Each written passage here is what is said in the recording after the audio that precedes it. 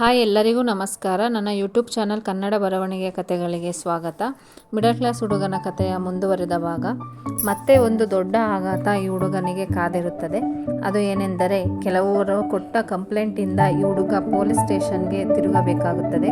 ನಿಷ್ಠೆಯಿಂದ ಇದ್ದ ಈ ಹುಡುಗ ಯಾವುದಕ್ಕೂ ಹೆದರದೆ ಪೊಲೀಸ್ ಸ್ಟೇಷನ್ಗೆ ತಿರುಗುತ್ತಾನೆ. ನಂತರ ಪೊಲೀಸ್ ಅವರಿಗೆ ಮನವರಿಕೆ ಮಾಡುತ್ತಾನೆ. ಅವರೆಲ್ಲ ನನಗೆ ಹಣ ಕೊಟ್ಟಿಲ್ಲ, ಕಂಪನಿಗೆ ಕೊಟ್ಟಿರುತ್ತಾರೆ ಎಂದು ಬದಲಾಗಿ ತನಗೂ ಕೂಡ ಮೋಸ ಆಗಿದೆ ಎಂದು ಮನವರಿಕೆ ಮಾಡಿದ ನಂತರ ಪೊಲೀಸಿಂದ ತೊಂದರೆ ಹಿಂಸೆ ನಿಲ್ಲುತ್ತದೆ. ಅಷ್ಟರಲ್ಲಿ ತನ್ನ ಮೊದಲನೇ ಅಕ್ಕನ ವಿಷಯ ತಿಳಿಯುತ್ತದೆ. ತುಂಬ ತೊಂದರೆಯಿಂದ ಜೀವನ ಸಾಗಿಸುತ್ತಿರುತ್ತಾರೆ. ನಂತರ ಮೊದಲನೇ ಅಕ್ಕನನ್ನು ಕೂಡ ಬೆಂಗಳೂರಿಗೆ ಕರೆಸಿಕೊಳ್ಳುವ ಯೋಚನೆ ಮಾಡುತ್ತಾನೆ.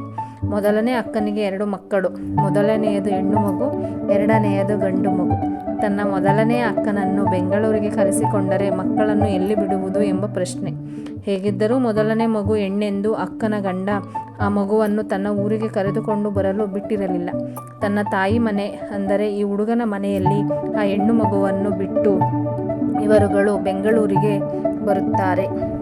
ಧನ್ಯವಾದಗಳು. ನನ್ನ ಯೂಟ್ಯೂಬ್ ಚಾನಲನ್ನು ಸಬ್ಸ್ಕ್ರೈಬ್ ಮಾಡಿ, ಶೇರ್ ಮಾಡಿ, ಕಾಮೆಂಟ್ ಮಾಡಿ.